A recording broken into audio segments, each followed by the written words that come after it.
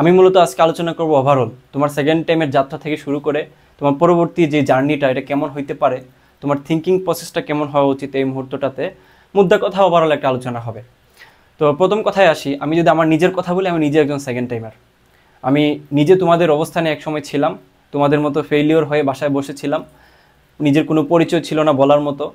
আমি বাসায় বসে দেখতেছিলাম আমার ফ্রেন্ডরা মূলত গেট টুগেদার করতেছে, তারপর তাদেরকে রিকগনাইজেশন করা হচ্ছে টিচারদের মাধ্যমে, তারা ফেসবুকে নিজেদের স্ট্যাটাস আপডেট করতেছে, লাইফের যে ইভেন্টগুলো আপডেট করতেছে। সো এগুলো আমি বাসায় বসে বসে দেখতে দেখতে ফিলিংসটা এমন ছিল যে আমি এত অপয়া কেন, যেটা হয় অ্যাকচুয়ালি সেকেন্ড টাইমে আমার সাথেই কেন হচ্ছে এই জিনিসগুলো। আমি তো যথেষ্ট পরিমাণ সিনসিয়ার ছিলাম। মূলত দুই ক্যাটাগরির সেকেন্ড টাইমার থাকে। প্রথমত হচ্ছে যারা আসলে সেকেন্ড টাইমার, মানে তারা পড়ে নাই, ঠিকঠাক মতো নিজের সময়টাকে কাজে লাগায় নাই, বলা যায় বাদাইম্মা টাইপের যারা ফাঁকিবাজ স্টুডেন্ট, ওরা সেকেন্ড টাইমার হবে, ইটস ওকে, তাদের কষ্ট নাই মনে, তারা জানে যে তারা সেকেন্ড টাইমার। বাট সেকেন্ড ক্যাটাগরির যারা, এরা হচ্ছে খুবই খুবই অসহায় টাইপের মানুষ, কারণ ওরা জানতেই পারতো না শুরুর দিকে যে ওরা সেকেন্ড টাইমের হয়ে যাবে। তাদের ভাগ্য কিংবা তাদের সিস্টেমের ফাপড়ে পড়ে তাদেরকে সেকেন্ড টাইমের হওয়া লাগছে, কিন্তু সে যথেষ্ট পরিমাণ যোগ্য বা নিজের ওই যোগ্যতাটুকু আছে, সে ভালো একটা জায়গায় যাওয়ার কিংবা ডিজার্ভ করা যেটাকে বলে।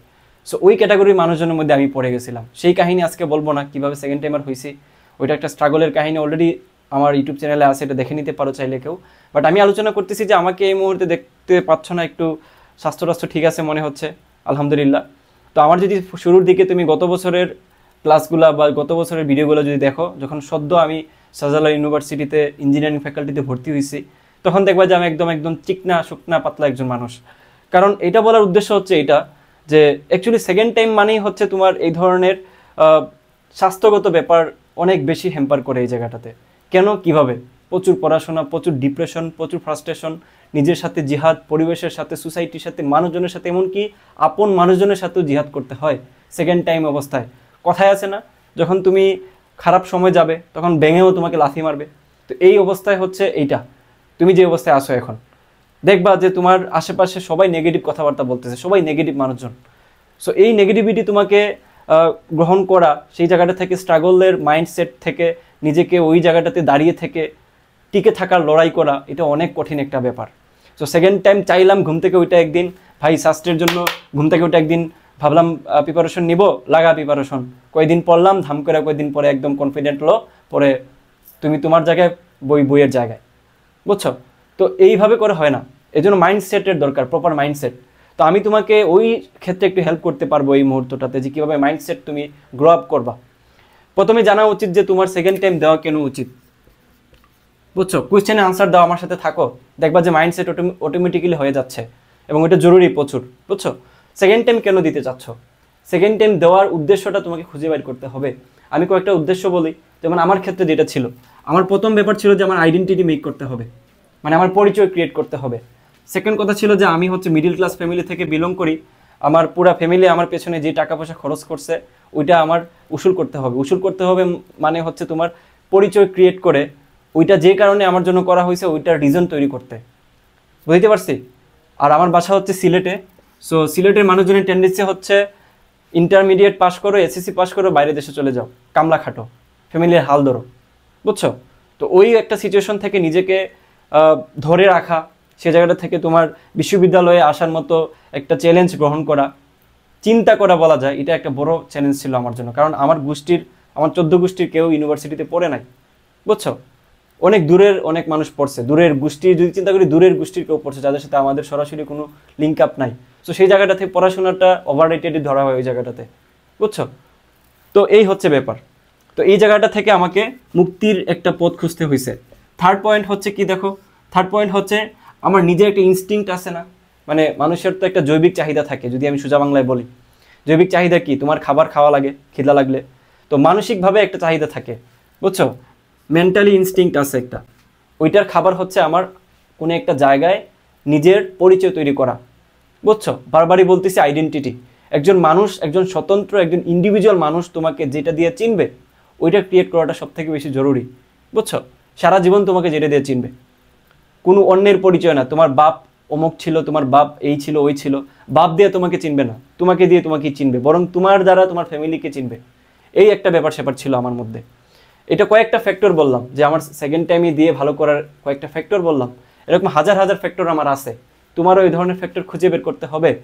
একটা শক্তপোক্ত কারণ ছাড়া আমি কেন সেকেন্ড টাইম দিব, তোমার পক্ষে একটা লম্বা জার্নি স্মুথলি আগানো পসিবল না। আর সেকেন্ড টাইম কিন্তু সহজ কিছু না। সেকেন্ড টাইম হচ্ছে পৃথিবীর সব থেকে জঘন্য একটা সময়, থার্ড ওয়ার্ল্ডের বলা যায়, বুঝছো, যেগুলো আসলে মানুষ গুনেই না। এরকম একটা দেশে তুমি বিলং করতেছো এবং ওই দেশে থেকে তুমি নিজের পড়াশোনা এবং তোমার বাস্তবতার সাথে তাল মিলিয়ে চলতে চাচ্ছ, নট ইজি ব্রো। আমাদের সোসাইটি হচ্ছে খুবই বাজে একটা সোসাইটি। এই society give and take relationship maintain করে। তুমি এখনই দেখতেছো যে তোমাদের গ্রামে যে পোলাপানরা চান্স পাইছে তাদেরকে যেভাবে সমাদর করা হয়, আর তুমি যে ব্যক্তিটা আছো কোথাও চান্স পাও নাই, তোমাকে কী ধরনের সমাদর করা হয়, বুঝতে পারছি? ওইটা থেকে বুঝে যাচ্ছ যে তোমাকে কী ধরনের ট্রিট করা হচ্ছে। তোমার টিচাররা, তোমার গ্রামের টিচাররা, তোমার ফ্যামিলির মানুষজনই বলবো কীভাবে ট্রিট করতেছে। সো জরুরি হচ্ছে তোমার নিজের অবস্থান চেঞ্জ করা। কোনো মোটিভেশন না, এগুলো হচ্ছে বাস্তবতা। এগুলো কোনো ধরনের কোনো মুখরোচক কথা না। এটার মধ্যে তুমি পড়ে আসো এই মুহূর্তে, তুমি জানো যে তোমার অবস্থা এরকম। সো এই জায়গাটা থেকে আমাদেরকে কামব্যাক করতে হবে।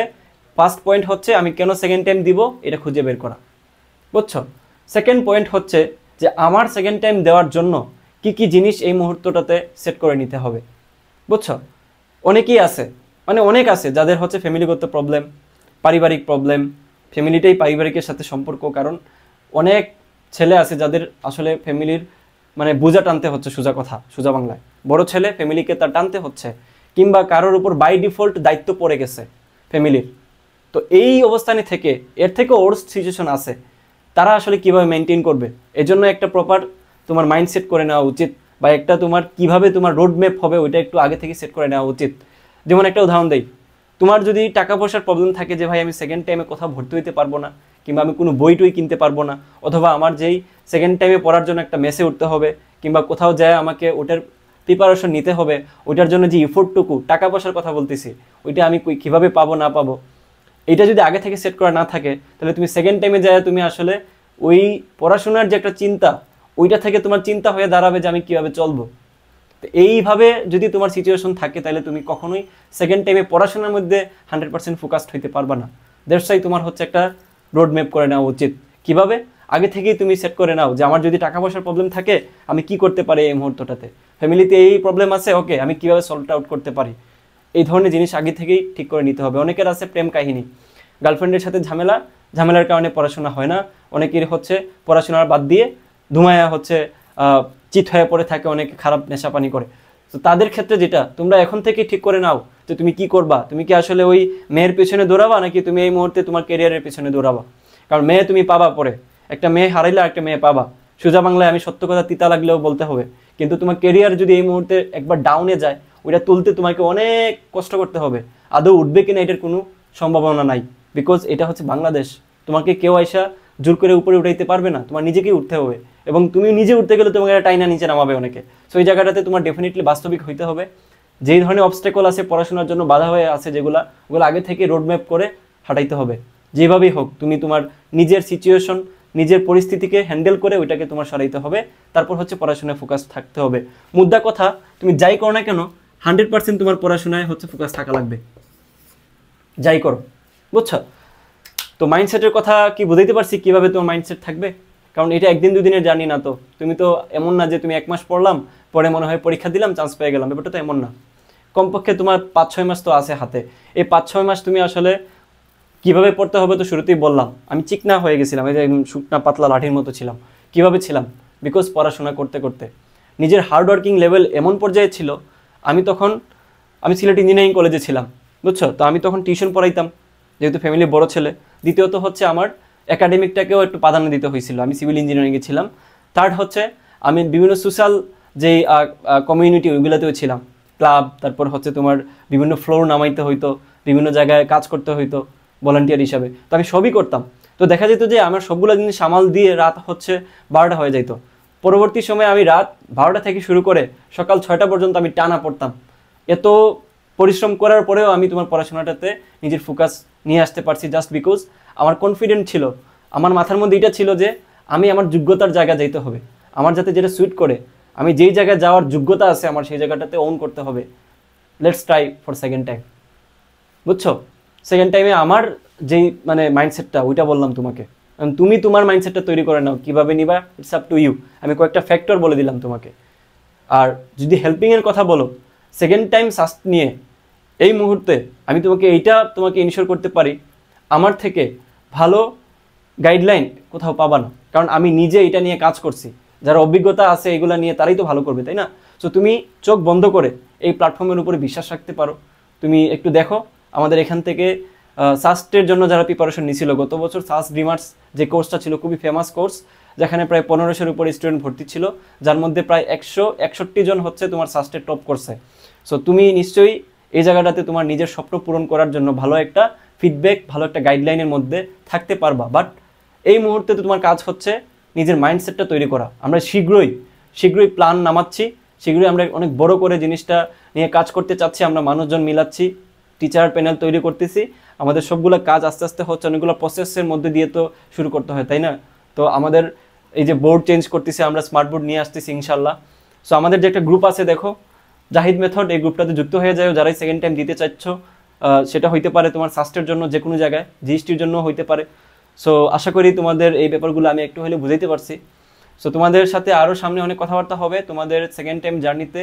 আমি অবশ্যই তোমাদেরকে অনেক বেশি হেল্প করতে পারবো বলে আশা করতেছি, যদি আমি সুস্থ থাকি তোমাদের দোয়ায়। আজকে এই পর্যন্তই থাকলো, আল্লাহ হাফেজ।